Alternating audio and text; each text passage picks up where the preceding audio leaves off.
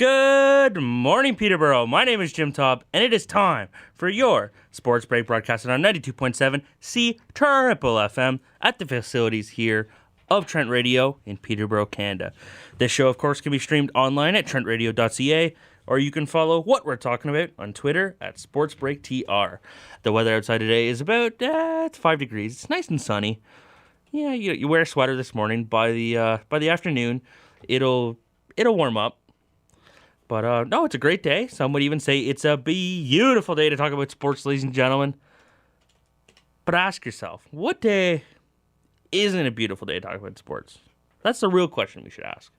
Now, if you've listened to the show a lot, which you should have, because it's a great show, we usually start out, we talk about hockey, and then we talk about the Leafs, because how can you not talk about the Leafs? Take a break, and then we talk about baseball. We're going to throw a curveball in that. That's a baseball term for you. Today we're going to talk about the World Series, because that's a big deal, pretty big deal. We're talking about the Leafs, because they're not playing like a big deal right now. And then we're going to go to a quick break. It won't be long. We're not going to do much sports talk long. I mean, we're talking about sports the whole time. Sports break. Good start. And then we're going to interview. We have a Trent University varsity rugby player. Her name's Rachel Tsitomeneas. After the break, we're going to talk about her, what it's like to be a varsity athlete, how the rugby scene has been this year, and how it's been a lot crazier than you would imagine. To start it out, of course, the World Series. Pretty big deal. It didn't start out as many. We haven't had a show in a long time, so we haven't done the World Series at all. And, Nationals made it. We knew that. The Astros made it. Crazy. Yankees, I don't know what happened there. It's going to be a weird offseason for the Yankees. They need to pick up starting pitching. I don't know why they didn't think that was something they needed, but here we are. We could do the whole World Series. We probably won't do that today. Like I said, we really want to get to that interview. You really want to hear that interview. We'll talk about the World Series after it ends, probably next week. Well, it'll for sure be over by next week. But Game 5, Garrett Cole took over. Of course, the series started. Washington went up 2-0. Goes to Washington, you're like, man, they got home field advantage. They are going to win this pretty easy. Nope. Astros take 2 straight. 3 straight, actually. That's quick math there. Take the 3-2 lead. And it's interesting to see, Washington jumps on Garrett Cole the first game, makes him look silly, jumps on Justin Verlander, makes him look silly. Garrett Cole goes legend, sets himself up for a nice payday in free agency. And tonight, I believe it's tonight. I really hope it's tonight. Yeah, it is tonight. Great show prep. Tonight, Game 6. Could be it. Could be one in Washington here. Game 6? Yeah, that's Game 6. Quick math. Good. It's going to be a great game. It's Justin Verlander. It sounds like Steven Strasburg. Of course, Max Scherzer was supposed to start 2 nights ago in Game 5. He said he woke up with neck spasms so bad it radiated through his back and he couldn't get up. He rolled out of bed and flopped on the floor like a dead fish. And you never want a dead fish in the bedroom, but for Scherzer, a guy who usually pitches through pain and plays through pain, like this, you just don't see this. And for him, I hope that wasn't his last World Series start chance, because it very easily could be. Who knows what the Washington Nationals are going to be next year? Who knows what Max Scherzer is going to be like next year? Probably legend, but we don't know. I hope he can start either 6 or 7. It sounds like he got a cortisone shot after Game 5, and that's going to greatly affect that, but yeah, you just hope for all the best. If you're an Astros fan, you're happy right now. They're up 3-2, and they have an easy chance of winning in Washington. They're still in Washington. No, they're back in Houston tonight. I'm an idiot.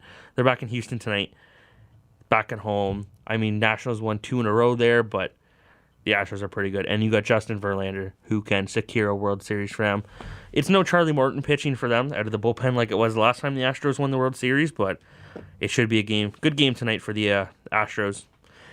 And if you're a betting man, I would probably throw money down on the Astros. The Washington Nationals have been great, but it's just the Astros at home. They've got all the momentum right now. Everyone's hot. George Springer, Carlos Correa, Jose Altuve.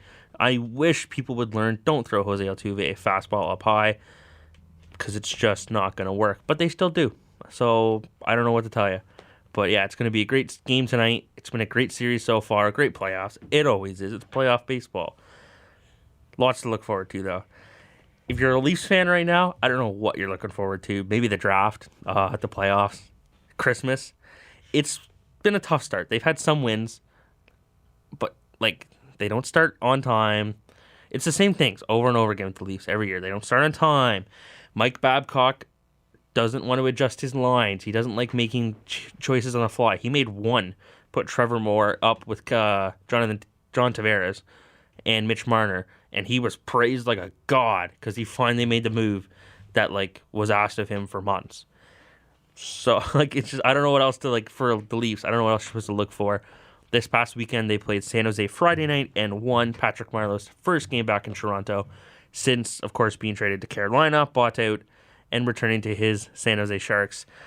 But again, it's another game where the Leafs gave up the first goal. And like at that time, that was their 12th game.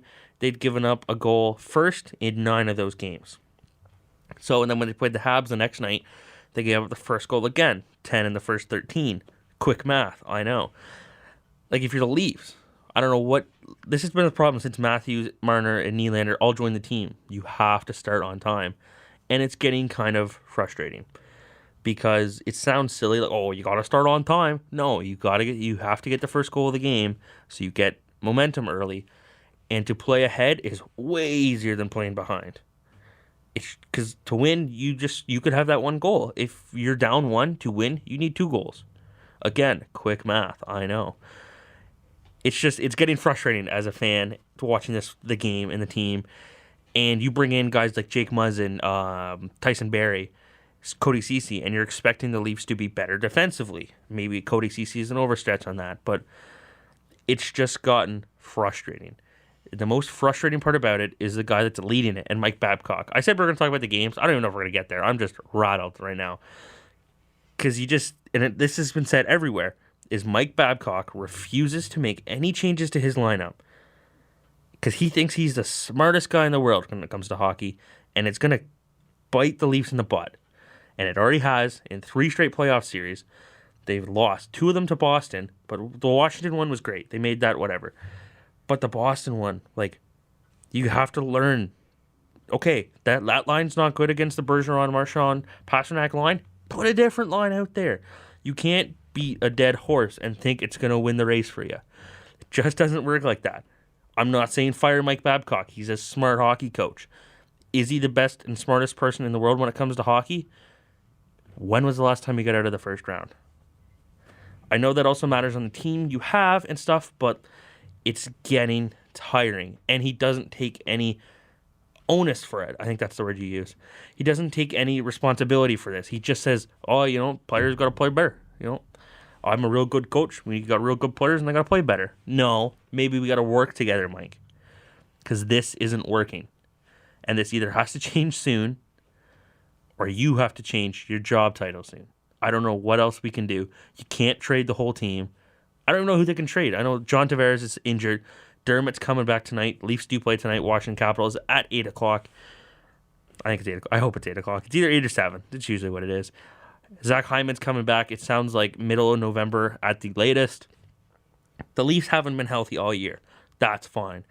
That's not good enough for why they haven't been winning.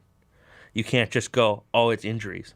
Because a lot of teams are injured all year and still perform. Penguins, when they won the Pittsburgh Penguins, when they won their first year against San Jose, or second year, sorry, against Nashville. Chris Letang didn't play, like any of the playoffs, and they still won. Best defenseman. You can't blame injuries. Everybody has injuries. Tavares will be back soon. Hyman's going to be back soon. Dermott back tonight, like I said. Get everyone in their spots. Get the new guys going. Get Tyson Barrie going. He has no goals through the first 13 games. -9. I don't know what's going on there. Jake Muzzin's having a great start to his season. But we got to get going if you're the Leafs. Because, sure, it's just October. But do you know what today is? October 29th. It's almost November. By American Thanksgiving, if they're not in a playoff spot, which I don't know if they're in a playoff spot. I should have looked before. But there's a saying of, if you're not in a playoff spot by American Thanksgiving, you're not going to make the playoffs. And before anyone says, oh, well, the St. Louis Blues were in last place come January 1st, we will never see that again. That was a shot in the dark. Like, it's just, we're never going to see something like that again. That was amazing. Great story. We love that. All the Canadians on that team, Ryan O'Reilly, they won. Cool. Not going to happen again. And if you're any team, especially the Leafs, you can't bank on, oh, St. Louis did it, I can do it. No, you can't. You do that, you're going to be golfing in April. It's as simple as that. So if you're the Leafs, you got to step up. They're third in their division. They've played 2 more games than Boston, and they're 4 points behind them. Boston has had a great start. Buffalo's first in the division at 20 points. This year has also been weird in the NHL, kind of like the OUA for the rugby right now. People who should be in first place aren't, and people who shouldn't be in first place are. It's like backwards like that. Like Tampa Bay is not in a playoff spot right now, but Buffalo's first in the division. Some teams have a tough start, but eventually a tough start turns into a tough season. And then what do you do then? You can't just be like, oh, next year, guys, because everyone's getting paid big. And next year, a lot of players off the Leafs are up in free agency or UFAs, yeah. Barry, Muzzin, I think Cody Ceci as well. Rasmus Sandin and Timothy Liljegren can't be the only solution you have. It's as simple as that. If you're the Leafs, you got to start winning. Now is the time. It's no longer fun with the kids. It's these guys are getting paid $10 million. Now you have to win. I was wrong. The Leafs game is tonight at 7. Washington Capitals. That's the Leafs rant for today. Other than they got to win. Michael Hutchinson hasn't been terrible. He's been terrible, but he had last game he played okay against Montreal. I thought he's weak glove side. It's just that's what he is. That's him. And has it cost the Leafs? Yeah. Has he been played in the wrong games? Yes. That's a Mike Babcock thing. Again, we can't change that. Maybe they can change him and get a new coach. You probably can't change Mike Babcock. Let me rephrase. Maybe they can just change who decides who plays the back-to-backs. Is it Sheldon Keefe? I don't know. Maybe it's not. But I don't know any free agent coaches out there that are a big enough deal and good enough to take and warrant firing Mike Babcock. Again, it's the easiest line. Well, it's only a couple games into the season. It's 13 games into the season. I guess once we hit 20, are we supposed to start worrying? Like, where's the number here that we're supposed to start worrying? Because it sounds like you're never supposed to worry until you're out of the playoffs. That doesn't really work. All right. Earlier than usual, but we're going to go to a quick break here. And when we come back, we will have a varsity rugby player for you to listen. We'll be right back, ladies and gentlemen. Make sure you return. We're back here, ladies and gentlemen, for your Sports Break broadcast on 92.7 C Triple FM here in Peterborough at the fantastic facilities here at Trent Radio. Of course, if you get a chance, you should come down to Trent Radio as a student. You should support Trent Radio. Listen anytime you can, of course, on 92.7 C Triple FM. Weather outside today is still 3 degrees and sunny. It feels like 20 degrees. I don't know why, but here we are, and it does. Before the break, of course, we talked about the Toronto Maple Leafs. We talked about the World Series. We got something even bigger and even better, and that is Trent University Varsity Rugby. University Varsity, tough back-to-back words. Kind of got it right. Like I said, today we have on a third-year varsity player from Trent University, and her name is Rachel Tsitomeneas. She is, of course, a third-year sociology major with a specialization in criminology, I believe. Is that right, Rachel? Yes, that's right. How are you doing today, Rachel? Good, how are you? Good. So I guess let's start it off. How did the Trent girls rugby team do this year? Well, this year we won 3 out of our 4 regular season games, and then in playoffs we lost 2 and won 1. So that put us at the top of our division for the beginning of next year. So we're ranked, it would be 6th out of 10. So who's in your division? So in my division this year, it was York University, Trent, obviously, Toronto University, University of Toronto, University of Waterloo, and Laurier. Wilfrid Laurier? Wilfrid Laurier, okay, yes, yeah. Sorry. Is that the Waterloo campus or the Brantford? Waterloo. Okay. So did you guys do as well as you expected? I think we actually did better than we expected to do. We did a lot better than we did last year. Last year, we only won 2 of our regular season games. And this year, we beat teams that we lost to last year. For example, Laurier, last year, we lost to them 17-36. This year, we beat them 78-10. That's not a bad... No, 78 is a lot of points. Yeah. But so, was it you guys got much better this year, or did other teams get worse? Or what happened there? I think it's a bit of both. Overall, in our division, I think a lot of teams lost a lot of key players, and they lost a lot of their older, more experienced players and brought in a ton of rookies. Us, for example, we have 20 rookies on our team and 14 players returning, which is crazy. But the rookies we got this year also are very good. We have one girl who played U18 Team Canada in our back line. She's really awesome. And we have just a bunch of players that know what's going on. And I think that's really important in rugby, is to know how to play the game. So I think that really helped us. And then teams like Laurier, they must have lost their key players, because it's crazy to go from losing to them to beating them by that much, I think. Is that usual for, I know you're in third year from what you've seen so far. Is it usual for that much turnover to happen in, for teams? No, I don't think so. After my first year, I think we only lost 5 or 6 girls. It wasn't a lot. It's because they graduated or a couple were for personal reasons. But usually you don't lose 10 or 15 girls off your team. That's just something that doesn't happen. But so you said you brought on 20 new rookies, right? Yes, 20. 20. So how does that, from the last year with all these players that you lost to this year, how does that go with trying to incorporate them into the team, get to know them, and make them feel part of this Trent Excalibur team? Well, it's certainly different than past years because we're outnumbered as older players. And so we like to do a system where we each take on a rookie. In this case, we have to take on 2 this year because there's so many of them. And we mentor them and we help them with their schoolwork. And we just make sure that they're comfortable. And that was really a big part of it this year, was trying to make them feel welcome, because they're the majority of our team and we want them to stay. We want to retain them next year. We want them to want to play rugby, because that's what it's all about, is wanting to play and having fun, I think, is the bottom line. So we want to make sure they have a good time, keep them around. So you had fun. I'm assuming you guys had fun this year. You Yeah. won. You got second in your division, you said? Yeah, we ended up second in the regular season. So how does that change your standings for next year? What division you're in? Anything like that? We could have changed and gotten up to the higher division. So, sorry, who's in the top division? Okay, in the top division right now, we have Queen's University, University of Guelph, McMaster University, Brock University, and Western University. And so what happened this year is York was the top of our division, and Queen's was the top of the other division. So when playoffs come around, the divisions mix, and we play different teams based on rankings.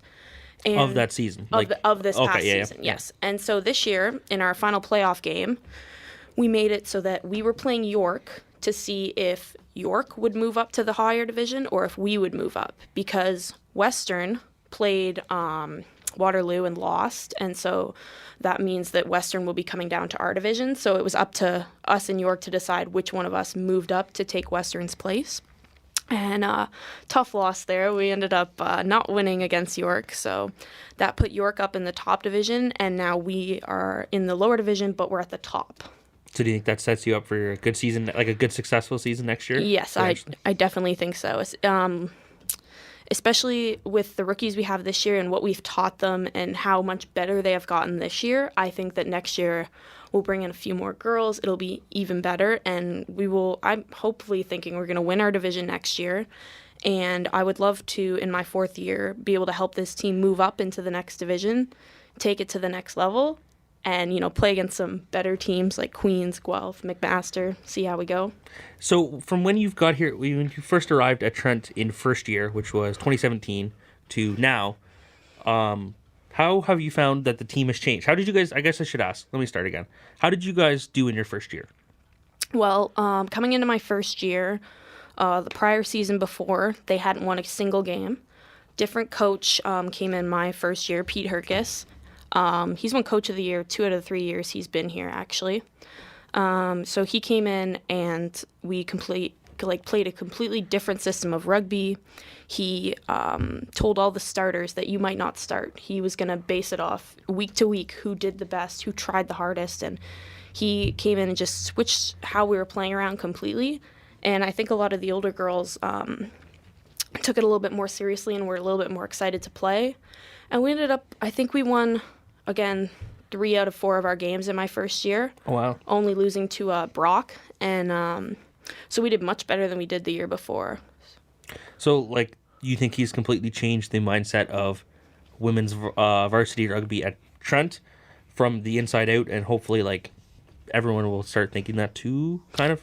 Yeah, I think so. I think he switched the way that they were playing, the way they saw rugby, and made them more excited to play rugby. And when you're excited to play rugby, you play better rugby, that's for sure. So heading into your 4th year, like you said, do you feel any kind of responsibility to change into like a more leadership role? Do you start, like, are you a starter for the rugby team, or what's your role right now? Well, last year and the year before, I'd like to say I was an impact player. Yeah. I'd consistently come on in the second half with 30, 20 minutes left and take off someone who was tired and bring some energy onto the field. But this year, with a couple injuries and whatnot, I've started 3 of our games. 2 of those were against York. So that was fun. But I'm kind of wherever my coach needs me, and he knows that. And that's what I like to do, is just play where they want me and do the best job I can where I'm put. So do you, heading into your 4th year now, do you feel any, like, you should have to increase leadership, or, like, be there for the first years that'll come in, the second year, first years turning into second years and such, and be that leadership role that you maybe had when you were in your first year? Yeah, I think that when I see new people come in, I want to make them feel welcome and feel all the things that I maybe didn't feel in my first year, because first year is really scary, as we both know, and it's a big transition, and I definitely tried this year to make sure that all the rookies felt welcome, and I talked to all of them, and I got to know them, and, you know, included them in things, and I think I just want to keep doing that, and just take on more of a social kind of leadership role, if we want to put it that way, and just try and make the team a team. That way, yeah. So you would say that the team did, like, well this year. Like, you guys, do you passed the goals you guys had at the beginning of the season? I think we definitely surpassed our goals. We have different goals for different games, I say. For example, like, we played McMaster, and that's a tough game to even try and win, because they're ranked 3rd in the OUA, and we're ranked like around 5th. So, like, that game, the goal was to play the best that we could play. If we got beat, so what? Whereas when we played York, the goal was to win, and we didn't win. So some games we met our goals, other games we didn't. But I think overall we definitely did better than we thought we were going to do, and we impressed our coach, I think. So how do you think you personally did this season? Going into it, like, what were you thinking, and how do you think you did at the end of the season? Well, personally, I think that I played consistently. I like to think that I'm a consistent player that can just go out there and do the same thing every time and be counted on. And it went pretty well this year. I didn't score any tries. I still haven't scored a try my entire university career. I'm a little bit salty about that. You're smiling. I feel like, is that something that's come up a lot on the team? Well, yeah, I kind of get a little crap for not scoring, or I'll offload the ball at the last second, give the try to someone else. But a real team player. Yeah, exactly. You're just making sure the team scores. Exactly. I always set people up. I'm good at setting people up, is what I'm good at. But points are points. It doesn't matter who gets them, I say. So have you always played like this? In university, I think I've been pretty consistent.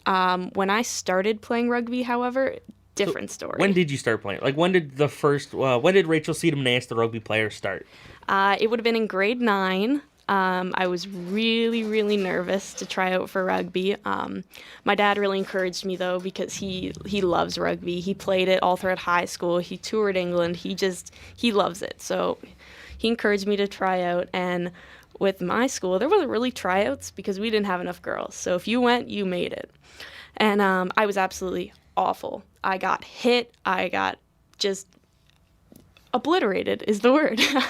I didn't make plays. I just lost the ball. But in grade 9, you learn. And grade 10, you learn more. Grade 11, learn more. Grade 12, you're the best player on the team. It's the best feeling ever. All the grade 12s know what's going on. And so I was feeling really confident in grade 12. And then I said, you know what? I'm going to try out wherever I go to school. I'm going to try out for rugby. And that's what I did, and walked on, and here I am today. Did you try any other schools? No, I did not, because Trent was my first pick for schools, and I came to visit Trent, fell in love with it. That was that only place I was going. That's awesome. Yeah. So did you find in high school, maybe more than university, like as a grade 9 compared to a grade 12, there's got to be a size difference, a strength. Like, it's just like 4 years of developmental age, right? Yeah, absolutely. We played against some big girls that were like grade 12 versus grade 9. It's huge. So it was really intimidating to play, but I think once you got used to it and got hit a couple times, got back up, you're fine. So now you said Trent U was your first choice, and you are in sociology with a specialization in criminology. How do you balance that with sports? Because that sounds tough. Like, that sounds like a lot of heavy academic work. How do you balance that with your varsity responsibilities? Well, rugby season is fortunately kind of short. It only runs for the first month and a half of school-ish. So we come to training camp in August. How early in August? August, I think I came around the 21st this year. Tried out week and a half of training camp, then you play your first league game. And then you play every weekend in September except for a bye week. You play 2 to 3 weeks into October, and that's it. But during this time, it's really heavy on the practices. I think we practice 4 to 5 times a week, plus games on Saturday. So that's a lot of time out of your day. And you're also tired all the time because rugby takes a lot out of you. You know, you come home after a 2-hour contact session, last thing you want to do is homework or read an article for your sociology class, you know?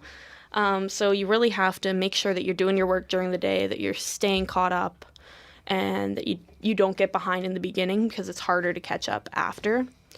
But once the season's done, we do gym sessions 4 times a week, and then in the winter we'll have on Saturdays indoor sessions. But it's not brutal for the rest of the year. So once you get your time management down, and I think in third year I have, then you're good to go. Did it take you long to get that time management and get into the routine to be successful? Absolutely. First year was hectic because I didn't know how to study. I didn't know how to manage my time whatsoever. I didn't know how long it took to write a paper, to read an article, to do anything.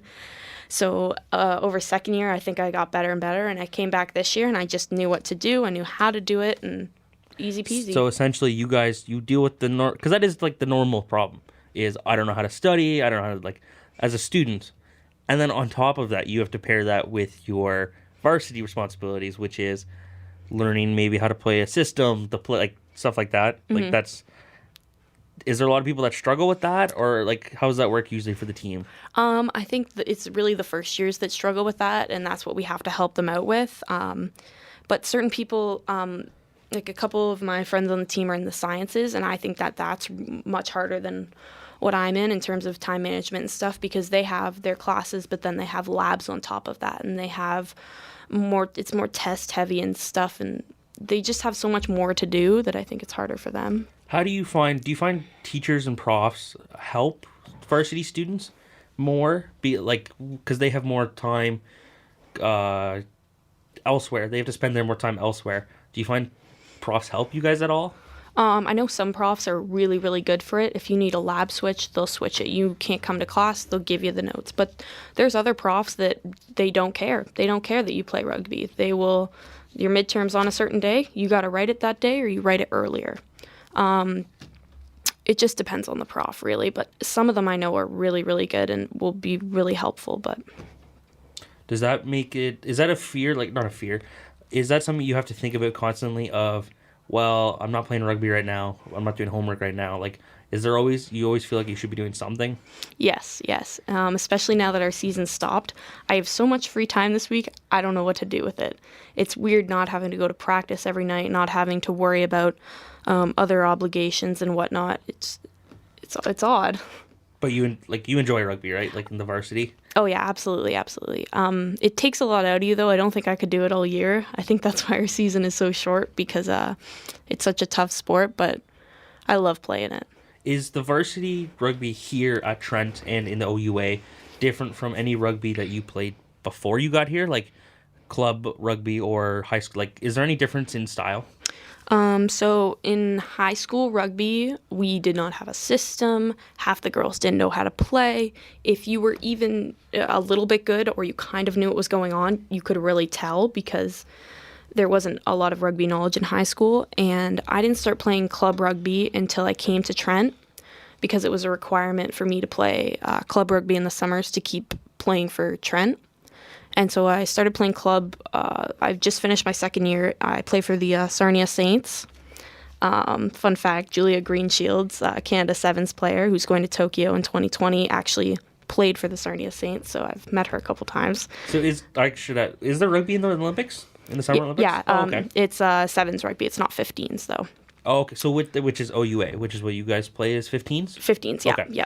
College is sevens. Anyways, so club's a little bit different in the fact that it's not as serious, but you also want to win. And we kind of have a system, and there's a lot of different skill levels. We have girls that are 17, 16 playing women's, but then we also have moms and 30-plus-year-olds playing with us. So it's quite a good mix, but it's not as serious. But then you come here to school, and there's a lot of pressure on you to perform. There's a lot of pressure on you to do what you need to do, and do good at practice and do the workouts and eat good and all of this stuff to go along with it. So I think that university rugby is a lot more intense than any other kind I've ever played. Which do you prefer, the laid back or the varsity?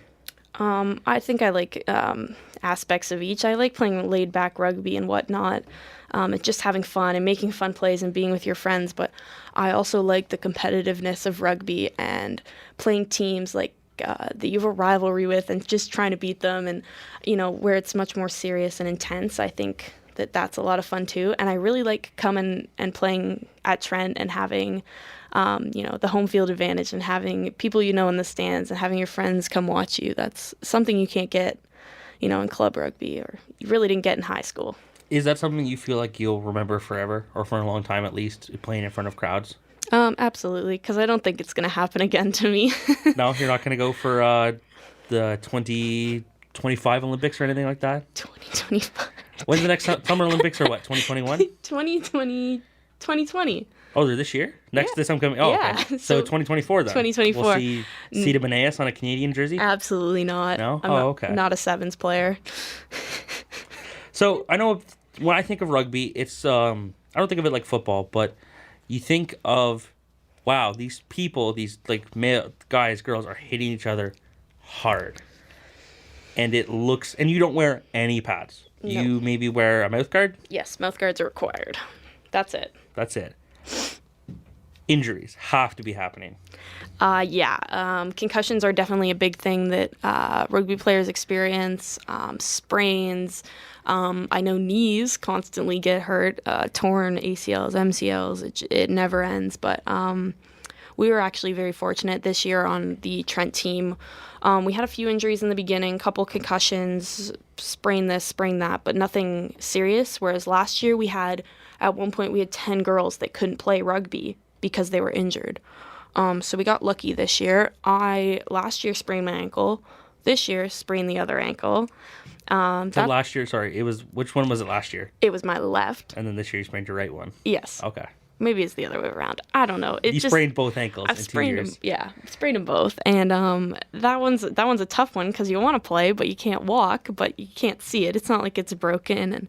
And you're expected to a point, I think, to push through it. And that's kind of a thing, I think, that rugby players definitely have that mentality of, I'm injured, but how injured am I? And like my coach likes to say when we're on the field, do you need to come off because you're injured, or are you just hurt and you can keep playing? So I don't know, it gets complicated. So when you have an injury like that, like a sprained ankle, do you feel any kind of obligation when you see other girls maybe playing through a really hurt knee or a hurt shoulder or something like that? Did you feel an obligation to try to get back on the field and help, or do you feel like you can just sit off and nurse and somebody else will take your spot? Well, personally for me, I don't like having to sit out and whatnot, but I know when I need to sit out and when I need to go back in. And I think that's also a really important thing that you need to be able to do when you play rugby, is you need to know when you need to rest and when it's worth it to go back in or not. Because I had to sit out for the Toronto game, and I was pretty bummed about that, but it was worth it because I got my ankle healed. I had a week after that rest, and then I was good to go for the rest of the season. Whereas if I would have tried to play, I probably wouldn't have played well. I might have let my team down, and it just would have gotten hurt more, and then I wouldn't have been able to play the rest of the season. So, do you find a lot of girls on your team that would have that same mindset, or do you sometimes do you question why is that person back out on the field? Yeah, there's a couple girls that would play through a broken leg, I feel like, which I don't know if that's smart or not, but hardcore. Hardcore as heck, yeah. My friend Brooklyn, in our first year, broke her hand playing Western and kept playing. So, yeah, I know a girl broke her neck once, kept playing. It's wow. Crazy. It's crazy. So now you mentioned it kind of when we started talking about that is concussions. Yes. Have you personally had to deal with concussions? Yes. Actually, a year ago Thursday, I would have had my first major concussion, not rugby related, but that took me out of school for a little bit, and you definitely feel it. And then this past March, I got my second one in 5 months, and that one was a lot worse. And I actually couldn't start playing club rugby until midway into June.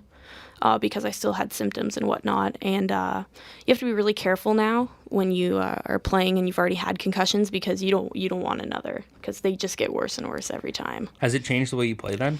I don't think so.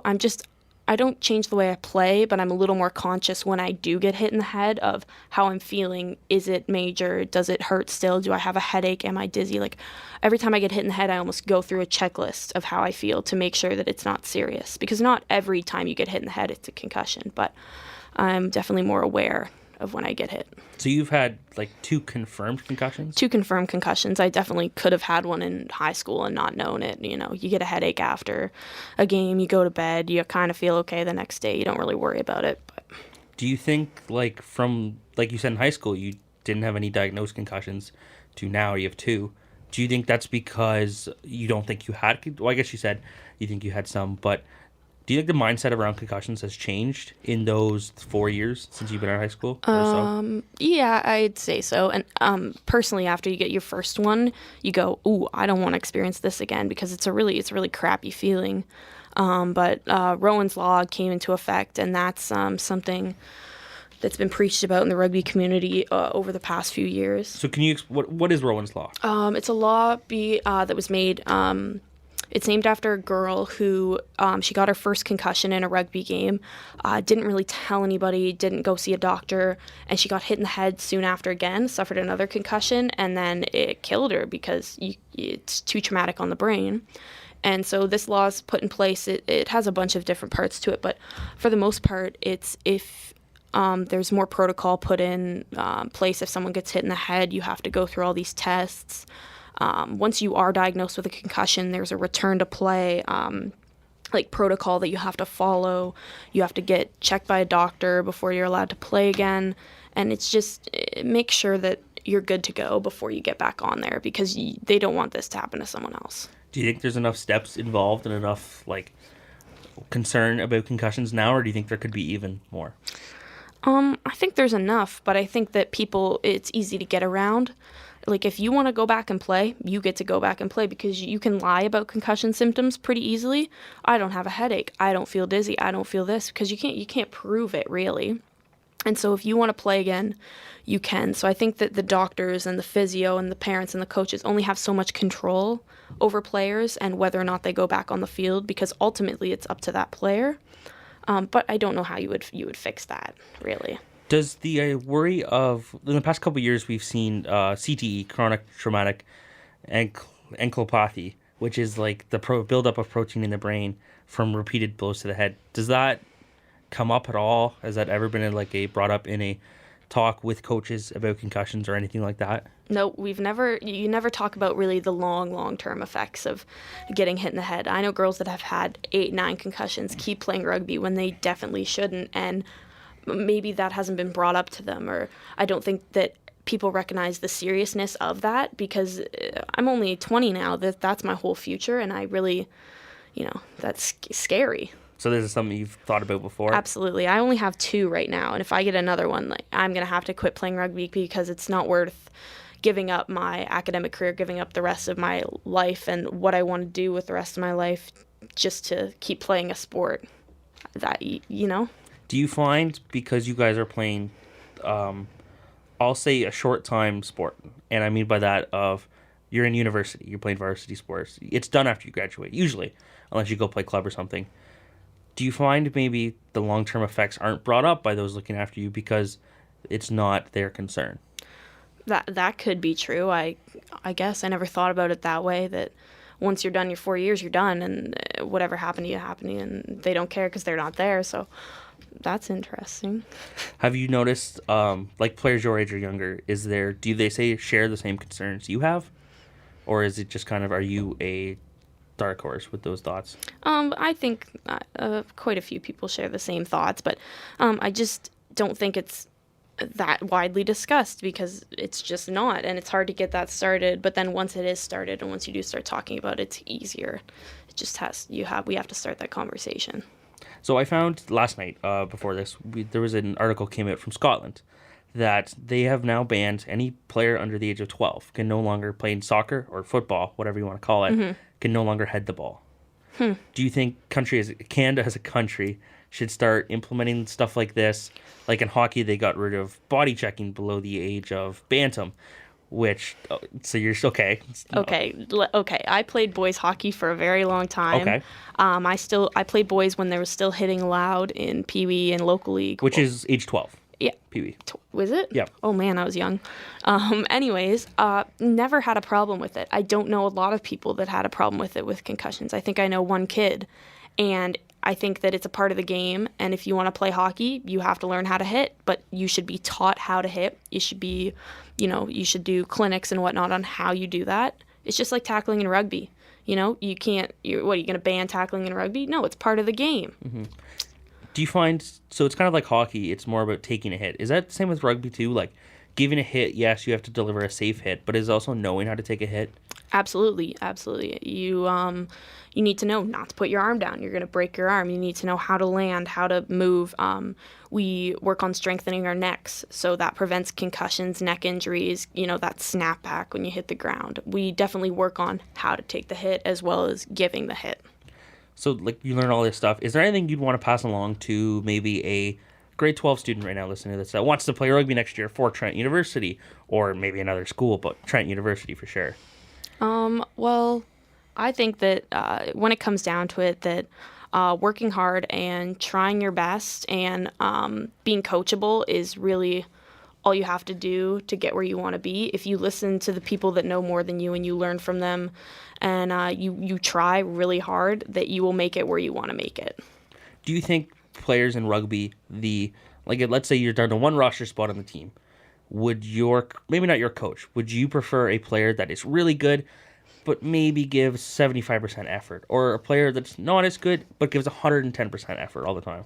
Player that's not as good, absolutely, that gives 110%, because there's rookies on our team now that they're not the Team Canada player, but they go out there and they try so hard and they make tackles and they make a difference just because they're trying and doing the basics, and I think that really shows, and it's really useful, definitely. So where do you think what are you aiming towards for next season, you personally?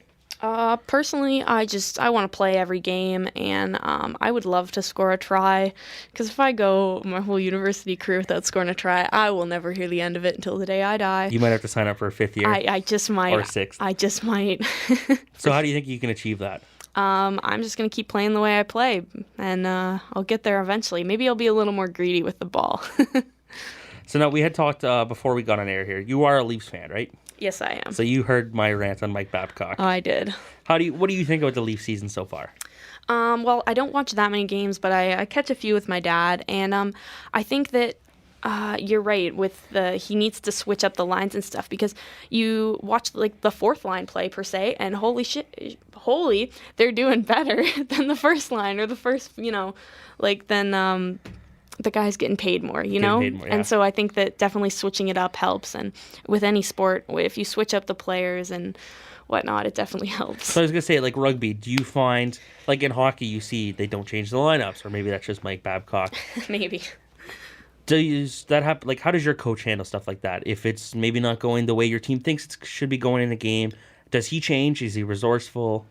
My coach, if you're not playing well, he will take you out. He doesn't care if you're a first year, if you're a fifth year. He will take you out of the game 10 minutes in and put in a rookie because he doesn't have time for you not to play well. He doesn't have time for a lot of stupid mistakes and a lot of mishaps because he has 10 other players ready to go on and take your place and maybe make an impact, maybe do better. So he's not scared to switch it up or take people out and put people in.